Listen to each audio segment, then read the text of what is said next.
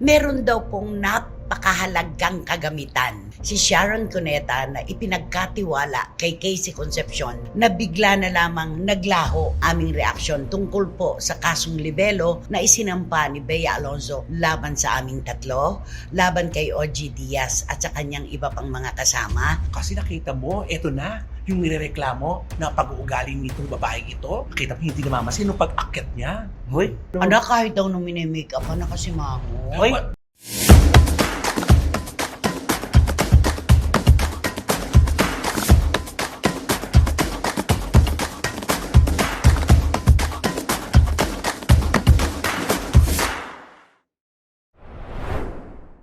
Nako, mga kachika naming mahal, kumusta na po kayong lahat sa lahat ng dako sa buong mundo? Alam po namin medyo naninibago kayo sa kapaligiran ngayon. Bagong bahay,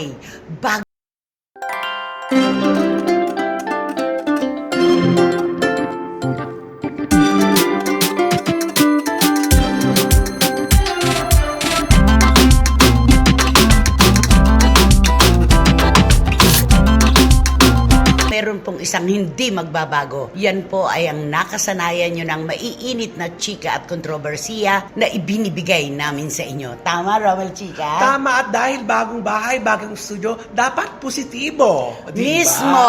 Ano naman kaya ang masasabi ni Wendell Alvarez, aka Barikutot? syempre kailangan positive lang tayo. Tabi natin ang mga negative. Itaboy natin ang mga negative. Oo.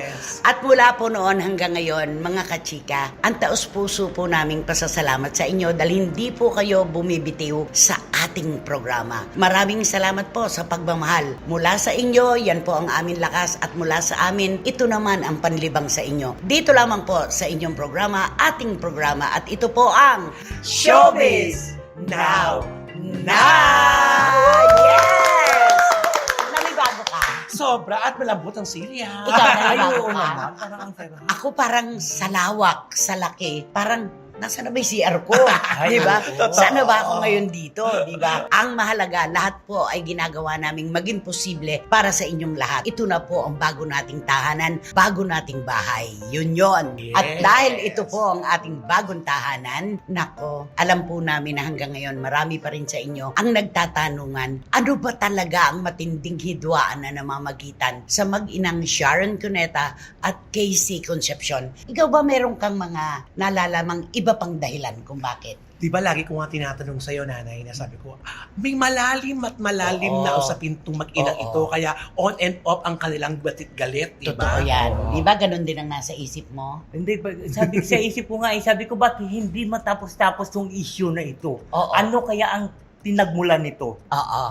Alam niyo po, mga kachika, alam niyo naman po ang mga issue tungkol sa mga personalidad ay lumilipad sa hangin. Nasasalo namin yan, yung mga sources na nagkukwento tungkol sa ilan lamang po itong babanggitin namin na pinag-ugatan ng matinding sigalot ng mag-inang Sharon Cuneta at Casey Concepcion. Meron po kaming source na nagkwento na meron daw pong napakahalagang kagamitan si Sharon Cuneta na ipinagkatiwala kay Casey Concepcion na bigla na lamang naglaho. Ay, Naglaho. Nung hinahanap na ni Sharon, hindi maibigay ni Casey. Ang dahilan, hindi ko alam kung sadya o talagang nagipit lang na isanla ni Casey nang walang pahintulot sa megastar. Oy. Ayan na. Yun yun. May ganyang Oo. kwento. Si Sharon pa naman kung magmahal sa mga gamit niya, no? Ay, Pati oo. mga libro niya, iniingatan niya talaga Oo. yan, lahat. At saka Diba? nakita mo itong kwentong ito, maaari. Kasi hindi naman manggagaling ito pwedeng sa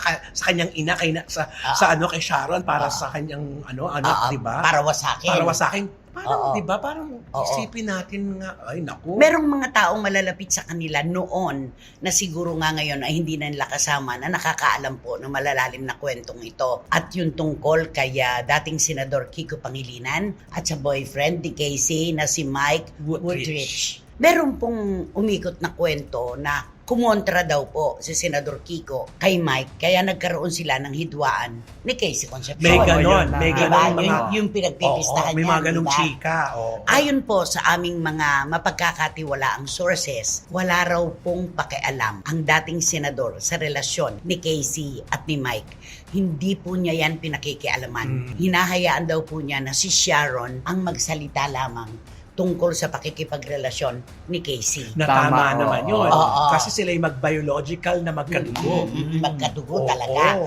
Kaya ilabas po natin ngayon sa pagkakataong ito si dating Senador Kiko Pangilinan dahil wala po siya sa issue kung tutuusin. Ang ayon po sa aming source ay sa isang paghaharap ni na dating Senador, tapos si Mega, si Mike at saka si Casey, nagsalita po si Sharon nang wala namang mali siya. Na-trigger po si Casey Concepcion. At doon sa harapan na yon, nagkaroon ng pagkakasagutan ang mag-ina. Uy. Napakalalim, Hindi, no? hindi natin nabalitaan yan. Mm-mm. Walang kumalat yan. Ngayon lang natin naraman Oo. yan. At alam ito ni Sharon, alam din ni Casey, at ng iba pa pong mga tao na nandoon sa harapan nang magkaroon ng pagpapalitan ng madidiin na salita ang mag-ina. Kaya dito natin makikita na si Sharon, sa pinakamahabang panahon, lagi na lang nasisisi tungkol kay Nahuhusgahan. Oo. Casey. Hinuhusgahan. Correct. Pero marami po pala tayong nakataob na kwentong hindi natin alam. Katulad na lamang po yung napakahalagang kagamitan ni Sharon na talaga namang bago na bayaran at naibalik ni Casey ay tumagal ng mahabang panahon. Ay, grabe. May natatanda ako sila sa tabi ni Sharon na kung alam nyo lang, wala kasi kayong alam. Hindi nyo Ay. alam. Di ba lagi niya sinasabi yun? Ah. Wala kayong alam. Oo. Yun yun. Hindi nyo alam ang mga kwento tungkol sa amin dahil hindi naman namin kayo kasama. Tama. Kulang na nga lang sabihin niya na hindi naman namin kayo kasama ng 24 oras sa araw-araw. Yes. Ito May na ba? mga nagaganap na hindi ninyo alam na sa aming mag-ina lang nakapagitan. Mhm. Wala tayo narinig na Wala. gano'n, di ba? Kaya ngayon po, alam namin magkakaroon po ng mga reaksyon tungkol sa kwentong ito, pero ako nung marinig ko ang mga kwentong ito, parang naawa naman ako kay Megastar. Ay, Oo. no. Kasi lagi siyang nahuhusgahan na kesyo ganito siya, kesyo ganito siya. So, ito na ngayon. Na laging ang panghusga sa kanya, bakit yung mga anak mo kay Kiko Pangilinan, mahal na mahal mo, binibigyan mo ng atensyon, ba't yung unang anak mo na sinatawag mo prinsesa mo, hindi mo binibigyan ng pagkakataong magkalapit kayo? Heto po, isa lamang po ito. Marami pa po kaming alam, pero hindi po namin pag-iisahin ang bagsak ng mga kwento para sa inyo. Basta isang araw, kapag nagkaroon tayo ng mga reaksyon, ilalabas din po namin yun. Yun yun. At least ito, Diba? binuksan na natin. Mm-mm. Naku, ito Ayan. At na. least malalaman na, no? Oo. Parang nananahimik ka. Hindi kasi parang nanibago ako sa lahat ng mga sitwasyon eh. Saan ka nanibago? Ay, siyempre, una sa bagong studio natin, Okay. di ba? Mm-mm. Oo, at saka sa Bagong... yung bagong... Parang hindi ako Bagong sanay lamesa ba to? Hindi, parang hindi ako sanay Huwag mo na kasi sa paangkat kung saan ang galing Parang hindi to. ako sanay sa mahaba, parang sanay ako sa bilog. Sa bilog. Oo. Pero diba? maganda, no? Maganda nga. Ganda. Kahoy na matigas, kasing tigas ng SNN. Ay, Oo, oh, diba? yes. At heto na po mga kachika, alam po namin na sa kabuuan ng programang ito ay naghihintay kayo ng aming reaksyon tungkol po sa kasong libelo na isinampa ni Bea Alonzo laban sa aming tatlo, laban kay OG Diaz at sa kanyang iba pang mga kasama. Siyempre po, naghahanap kayo ng aming reaksyon. Pero bago po ang lahat, nais po muna namin kayong imbitahan sa isang masayang nakaraan. Kami po ay hindi nanunumbat, lalong hindi po kami nagpapasukli. Ito po ay ginawa namin ng mula sa puso, pero ito po ay sagot namin sa opisyal na pahayag ng kampo ni Bea Alonzo na ang SNN daw po at ang programa ni OG Diaz ay para bang sinadya lamang o dinisenyo para sirain at wasakin ang imahe po ni Bea Alonzo ng matagal ng panahon. Balikan po natin ang mga eksenang ito. Ako wala ako nakikitang mali sa mukha ni Bea Alonzo. Para nga sa akin, sa edad niya ngayon, sa kanyang mga kasabayan, parang ang tingin ko nga sa kanya, napakagaling niyang mag-alaga ng kanyang itsura at kanyang katawan. Isipin mo, may 34 na ganyang kaganda. At saka hahangaan mo talaga masino. Yun ang pinaka-importante. Pati sa kabuhayan. Sa kabuhayan, masino lahat. Alam mo yung Beati Farm, iba yung kasiyahan ko habang pinapanood ko yung mga naipupundar ni Bea Totoo. Alonzo. Ibig sabihin, yung mga kinita niya, pinagpuyatan, pinagpaguran, itinabi niya yan. Yun. Pinagsama-sama. hanggang sa makabili siya ng makabuluhan Oo. na propiedad. Pero alam mo na yung mga nalalait kay Bea, itigil niyo yan. Kasi yung mga nalalait na yan, parang wala lang magawa. Alam mo sa ginagawa niya yan, lalong paganda ng paganda si Bea.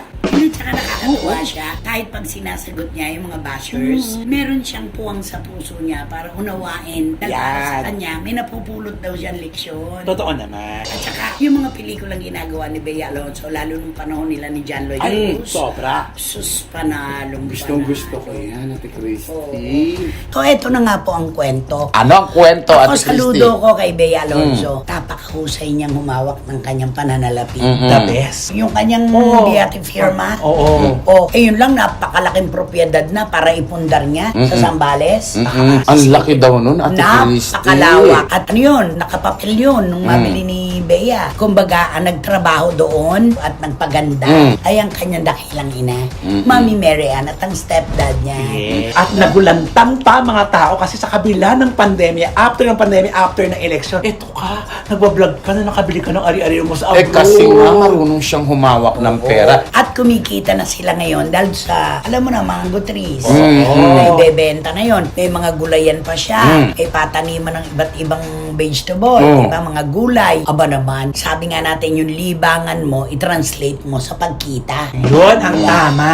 Pero alam mo na, nakakatuwa na si Bea, inuna niya talaga yung kinabukasan. Ay, eto, totoo to. Lahat ng meron siya ngayon, pinagpaguran niya, pinaghirapan niya, pinangarap niya, hanggang sa mapasa kamay na niya. Yun, anak. Bea Alonso, nakita mo naman, Oh. namimili na lang ngayon ng gamit para sa kanyang bagong apartment sa Spain. Sa Madrid, Spain ito. At kinukumpleto niya ang lahat ng mga kagamitan doon sa kanyang nabiling bahay. Doon talaga niya binili ang mahal-mahal sa Spain. Di ba? Grabe. Ang galing niya humawak ng pera. Marunong tumanaw ng utang na loob. Walang stiff neck. Correct. At saka nakita mo naman si Mami Mary Ann, di ba? Yung makikita mo yung pagpapalaki at pakikitungo at mag-usap sila mag-ina, mukhang talagang nagkakaintindihan sila sa lahat ng bagay. Tsaka ang gusto ko kay Bea, walang kayabang-yabang. Isa pa yun. Sobra. Yung mga salita niya na lagi niyang binabalikan yung napakasimple niyang nakaraan. Kaya tayo, saludo tayo kay Bea Alonso, kay Alden Richards. Yes. Tungkol sa nagdidigma ang panig ni Manay Lolit Solis at Shirley Kwan at Bea Alonso. Ano ang masasabi mo? Ang masasabi ko lang po nito ay ginagawa lang po na bilang isang manager na si Miss Shirley Kwan ang kanyang trabaho. Bilang pagpoprotekta sa kanyang talent. Napanood ko po ng buong buo yung paglalahad ng sagot ni Tita Shirley tungkol sa halos isang taon na pala na pambubuli ni Manay Lolit kay Bea Alonso sa kanilang interpretasyon. Una, masyado nang may edad si Bea Alonso para kay Alden Richards bilang magkatambal sa stand-up PH ng GMA7. Apo. Ikalawa, matanda na si Bea kumpara sa kanyang mga kaidaran. Ikatlo, power player itong si Bea Alonso. At ikaapat, sinaktan siya ng todo-todo dahil po dun sa hindi nila pagkasama sa press con ng Beauty Derm na produkto po na ini-endorso ni Bea Alonso. Apo. Ito naman ang stand ko. Apo. Ako kahit titigan ko ng isang oras ang mukha ni Bea Alonso, wala akong nakikitang pileges. At ilang ulit kong matitigan sina Alden Richards at Bea Alonso at napapanood ko naman ang Startup PH ng GMA7. Wala akong nakikitang napakalaking agwat ng kanilang edad. Dapat lang silang pagparehahin. Kumbaga, solido, maganda. Bagay. Nararapat, bagay. Opo, Okay. opo. Pero alam mo, meron isang suntok sa dibdib na tumama sa akin. Nung press con ni Bea para sa GMA7, birthday press con yata ito sa startup, may nagtanong sa kanya, anong reaction mo sa mga pambubuli sa'yo at bira ni Lolit Solis? Ang sagot niya, hindi po ako naapektuhan. I don't read naman kasi. Pero nakakarating po sa akin. Meron ulit na nagtanong, susog do sa unang tanong, may sakit na nga siya pero binubuli ka pa rin at binibira ka. Sabi niya, ito yung talagang totoo man o hindi, sincero man o pabalat bunga lang, sumuntok sa akin. All the more, I will not answer. May sakit pala siya. I wish her well. Oh, diba? Diba? Kaninong puso ang di maduduro? Totoo naman. Doon sa sinabi ni Bea Alonso. Noon palang kasagsagan ng pagbira ni Manay Lolit Solis kay Bea Alonso, nag-aalala ang kanyang mga abogado. Iniipon na pala noon ng mga abogado ni Bea Alonso yung mga araw-araw na pitik bira sa kanya ni Manay Lolit. Ang mga ebidensya, grabe talaga. Pieces of evidence na sapat para makapagdemanda sila ng dalawang bagay. Libel, dahil nababasa na. Cyber libel, dahil lumalabas sa mga social media. Ay, Diba? naku, handa naman pala ang grupo. Ngayon, ito po ang nangyari. Kinausap po si Bea Alonso ng kanyang mga abogado, pati si Mami Mary Ann, ang kanyang dakilang nanay. Ano na pag-usapan natin, Chris? Ang sabi nila, it's about time. Hinug na ito. Sobrang dami mo ng pieces of evidence na pwedeng ipanglaban. Alam mo, nag-usap na pala si Bea at si Mami Mary Ann. Hindi sila sasagot, hindi sila kikibo. At ang sinabi ni Bea sa kanyang mga abogado, wag na lang po. Hindi po kami magdedemanda. Nag-usap na po kami ng mami ko. At sinabi din ng kanyang ina, hindi po kami magdedemanda. Wala kaming kakasuhan. Uy, ang galing naman, Ate Christy. Ibig sabihin, napakaganda. Hindi bengador.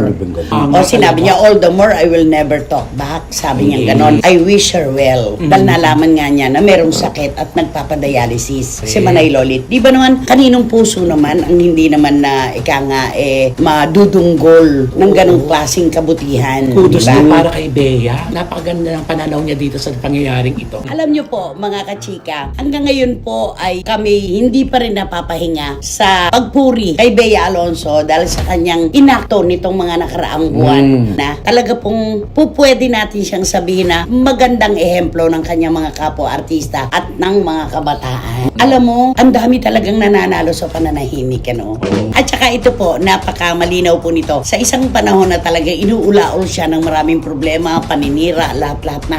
Patuloy po ang pagdating ng pag-i-endorso niya ng iba't ibang produkto. Hindi po talaga tumanggi ang mga ahensya. Siya pa rin ang kinukuha kay Tita Shirley Kwan. Correct. At saka ito lang ang tingin ko na talagang lubusang masaya si Bea Alonso na kasi alam mo kung bakit yung mga negatibo, hinahayaan niya. Kasi kung ikaw mismo sa sarili mo hindi ka masaya, papatulan mo yan eh. Kung may pangit ka mabasa, marinig, patul ka kasi Pag hindi ka naging masaya. sensitibo ka. Oo. Ngayon, kung bitter ka, papatulan Patulan mo mo talaga yan. yun.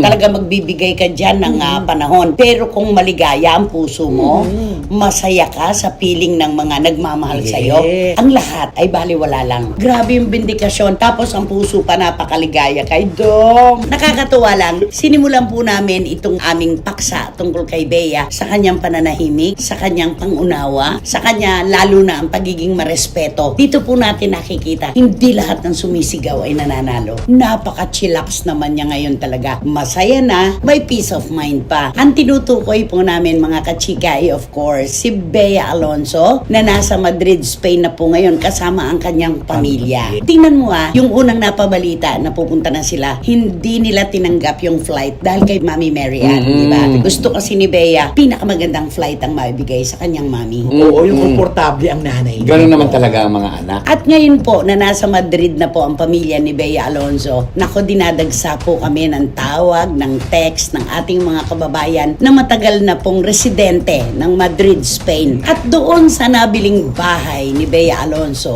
nandoon po yung Art Dental. Ito po yung isang clinic na pinupuntahan ng mga banyaga para magpa-check up ng kanilang ngipin. At doon sa Art Dental na yon na pinupuntahan po ng mga Pilipino, grabe talaga. Alam mo kung ano hinihintay nila? Ano? Ang dumungaw sa azotea ng kanyang bahay si Bea Alonso at nang makawayan sila. At kung bababa, makapagpa-picture sila. Sobra ang mga kababayan Ang natin. lala.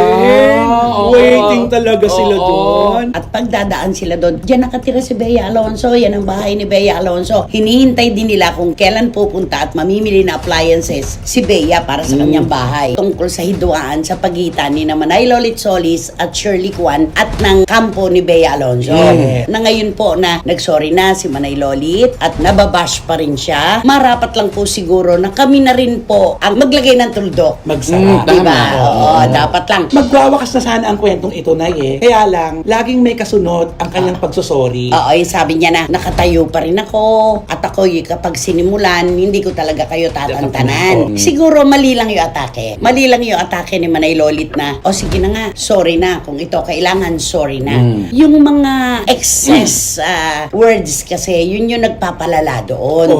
Oo, naintindihan na nga ng tao na nag-sorry ka na. Pero hindi sapat na maunawaan ng mga tao pagkakataon na nag-sorry ka nga, pero parang lumabas sa ilong. Correct. At saka kailangan nating tanggapin ang katotohanan na mayroon pong mga taga-suporta talaga ng artista na handa po talagang makipaglaban para sa kanilang idolo. Hindi po sila papayag na basta na lamang lait-laitin, ibuli, sakan ang kanilang hinahangaan ng walang kalaban-laban. May mga nagtatanong sa akin, gusto mo bang ma-interview si Bea Alonzo? Kaya naiintindihan mo siya. Hindi po. Malayo po sa hinagap ko na makapanayam si Bea Alonzo. Ang gusto kong ma-interview ang kanyang nanay. Ang kanyang ina. Gusto kong makipag-usap ako sa isang kapwa-ina para maramdaman ko ang kanyang saloobin, para matanong ko siya kung ano ang nararamdaman niya kapag merong kumakante at nananakit sa kanyang anak. Si Nanay Mary Ann. Oo nga. At saka nung panahon ng kasagsagan ng sabihin na nating pambubuli ni Manay Lolit kay Bea Alonzo, yun yung panahon na may dinaramdam din si Mami Mary Ann. Kaya Diba? doble ang sakit. Matindi rin po ang kanyang dinaramdam na sakit. At isa po yun sa mga sinentrohan ni Bea Alonzo. Pinag-ipunan po niya talaga operasyon ng kanyang ina. So gusto kong marinig ang saloobin ng isang nanay na sasabihin sa kanyang kapwa nanay. Para magkaintindihan kami. Mauunawaan lang po natin ng isang tao kapag pareho tayong nakasakay sa bangka na kanyang sinasakyan. Yun naman. Magkakakilanan kayo. Oo. Itong susunod, ang talagang, palagay ko ba, ang lahat ng mga barahan ng kapalaran ay talagang sumasang-ayon sa kanilang plano. Oo. No? At saka mukhang pinagtagpo talaga sila. Oo, Parang, tama. ano to relationship made in heaven. Oo. Kasi ang tagal nilang walang karelasyon. Tapos biglang dumating sila sa isa't isa at nagkakasundo. Ang tinutukoy po namin syempre ay sina Bea Alonzo at Dominic Roque. Ay, diba? oo. Ikaw, ano sa palagay mo? Kasala na ba ito? Ay, pero siguro, kasi si Bea parang kung ano pa hinog na hinog na. At saka naayos yun na yung pamilya niya. Oo, tama. Diba? Lahat na ibigay na niya sa kanyang pamilya. Kumbaga, ako naman ngayon. Ang ganda. Diba? Ano? Parang gano'n. Eto, gusto ko, bangkaan mo to. Ay, ito naman talaga. Yung si Bea Alonzo, di ba? Yung gumagamit ng pangalan na I love you too. Oo. Eto na sinabi na land grabber si Bea Alonzo. At ang kanyang pamilya. At ang kanyang pamilya, naku, bumibelt. Hinahanap na to, pinaghahanap natin ito ngayon. At kailangan mag-sorry ito. Gumawa Mag-retract. Mag-retract ang Kasi sinabi po, niya. itong username niya ay I love you too. Pinalabas po niya at nakikipag-engage pa siya doon sa mga fans ni Bea Correct. na nagsasabing, bakit mo tinatawag ng land grabber ang pamilya ni Bea at si Bea? Ano ang resibong mailalabas mo? May pruweba ka ba? Nakikipag-away pa. Oo. Sumulat ngayon ang bupete. Ang mga abogado ni Bea Alonzo na kapag hindi siya nag-retract, ay nako, alam na natin na magaganap. Legalidad na ang Oo, susunod. syempre, oo. Ide-demanda siya talaga. Ngayon wala na. Nagtago na. Natakot na. Pero alam mo, nakausap ko ang manager ni Bea Alonzo. Tita Shirley, hindi daw po ito gagawin biro-biro ng pamilya ni Bea. Hindi dapat pinalalampas ang mga tao na may mali siya ang mga inilalabas na balita. Alam mo, dapat lang, Nay. Kasi Sampulan. Nagsimula kasi ito, nung nagpakain si Bea Alonzo sa mga ita, na inibita niya doon sa farm niya.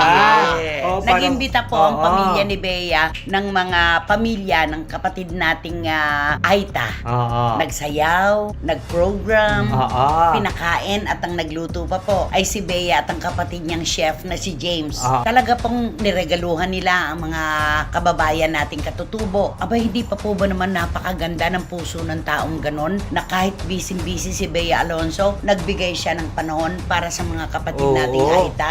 Lain mo sabihin. Oo, tapos binigyan niya kasi ng kahulugan yun Ibalik daw Oo. sa mga katutubong Aita ang lupa na kanilang inagaw. Oo. Land grabber daw po Kaloka. si Bea Alonzo at ang kanyang pamilya. Pero isang napakagandang ehemplo po si Bea Alonzo sa mga artista na talagang ang galing-galing humawak ng kanyang pinaghihirapan. Tapos sasabihin nyo, land grabber, na may maipapakita sa inyong mga dokumento na dumaan sa napakagandang proseso ito, nagkabayaran sa tamang halaga. Correct. Di ba? Oo. Kaya ngayon, itong si I Love You Too, na tinawag ng mga tagahanga ni Bea ng I Hate You Too and More. Ayan. Oo nga. Nawawala ka na. Oo. Pero hindi titigil ang pamilya. Kailangan kang bigyan ng leksyon hanggang hindi mo nire-retract itong ipinalutang mo na land grabber si Bea Alonso. Oo. At pagkatapos po nating mapanood, mga kachika, ang mga ipinalabas nating footage ng SNN mula po noong 2022. Ang tagal lang. Anong masasabi mo, Raul? Ay,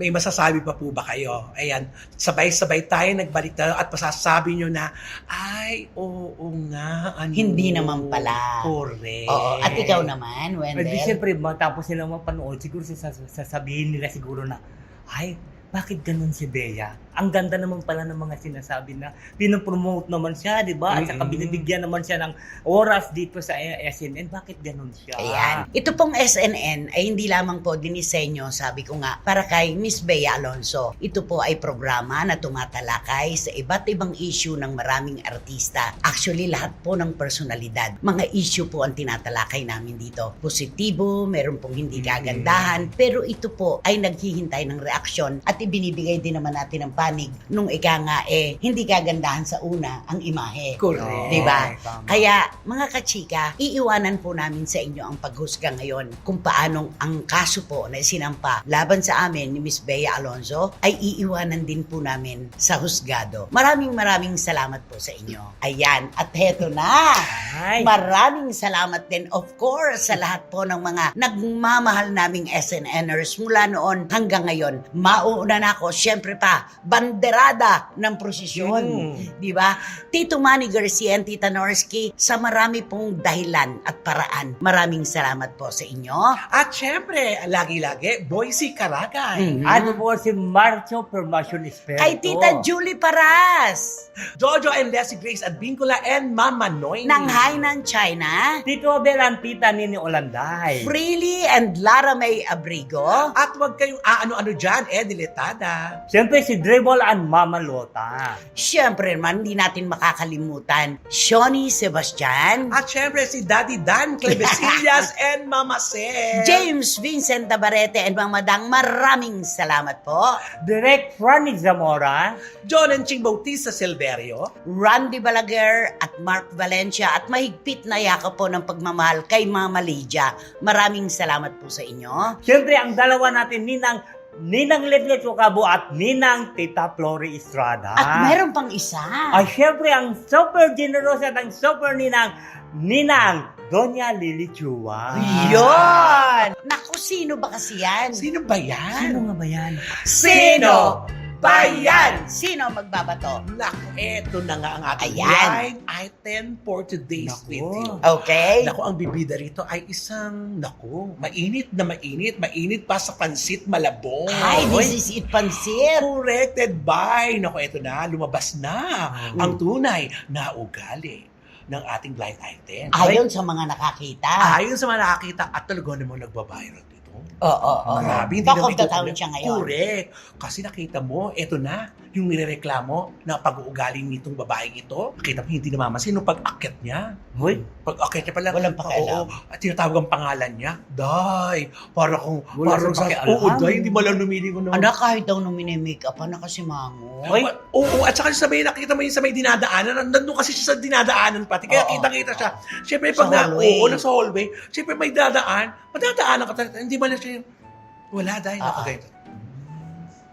dead ma. Mainit ang ulo. Mainit ang ulo kasi nga daw, di ba? Oo. Lipas sa gutom. Hoy, Aba, hindi kasalanan ng mga tao nagdaraanan at nadatnan. Kung nalipasan man siya ng gutom, kapabayaan nila yun. At masakit ang ulo. Oo, di dapat ginamot na nila nung pumunta doon sa performance. Oo. Kaya nga nakakaloka, bakit isinisisi ang sitwasyon na yung kapakanan ng iba? Mm-mm. Di ba? Kapag inahalo-halo nila na dapat, kung may problema siya lang dapat ang maapektuhan. Oo, Hindi totoo nakapaligid yan. sa kanya. Oo. Huwag na natin pakahabaan ito. Ay, oo, no? Oo, dahil kasi alam ng mga tao ngayon kung sino ito, di ba? True. Oo. Oo. Ayaw ng mga prutas na orange at saka lemon. ay, oo. Ayaw. Ayaw. Di ba naman? Ayaw nun. Kailangan pa po ba namin magbigay naman ng clue, Tito Manny Garcia? Oo. Mga SNNers, mauupo pa ba kayo ngayon? Sa row 4 nakatabi ang mabahong basurahan na walang...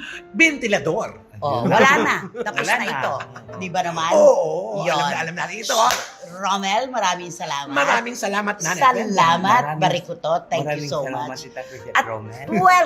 welcome po kayo mga kapwa SNNers sa ating bagong tahanan. Hindi lang po amin ito, atin po ito. Kaya naman, Mag-subscribe na po kayo. Mag-like, mag-share. At huwag po kalilimutan ng aking konting-konting Wow. tumbling na lang. Konti na lang po. Oo. Salamat po. At Direk Beverly Verhel, maraming salamat. Alam namin nakaabang ka sa iyong gagawing paghusga sa bago naming set, bagong studio. Anak, makipagkilala ka sa salitang pahinga at mahal na mahal ka namin dyan sa Toronto, Canada. And And syempre, wala kayong dapat gawin kundi Malapit hit nyo na lang yung bell para magkaroon kayo ng notification, makatanggap kayo ng mga bagong upload na videos ng SNN. At syempre, ang lagi kong sinasabi sa inyo na please, don't skip. At supportahan nyo naman ang aming Showbiz Now na official. Ito yung aming TikTok. Uy, baka manibago sila, walang awitin ni Wendell. Bilang pahabol, may nakahanda ka ba?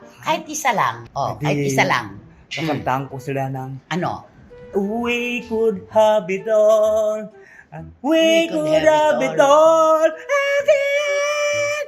Oh, Someone. kanino ito? Maureen Nako, McGovern. Maureen McGovern. Oo. We could tumble like a weed in the wind. Aww. Or we could shatter like the leaves in a storm. Mali, scatter. Or we could stand like an oak and laugh at the joke. Ah, That sige. the love with Dalaw. Thank you, Ali. Tama na. Hindi nararapat. Oo. Ayan po, muli po, atin po ang tahanang ito. Maraming salamat po sa inyong lahat. Mga SNNers sa buong mundo. Ito po ay inyo at amin. At ito ang Showbiz Now. Maraming salamat po. Thank you.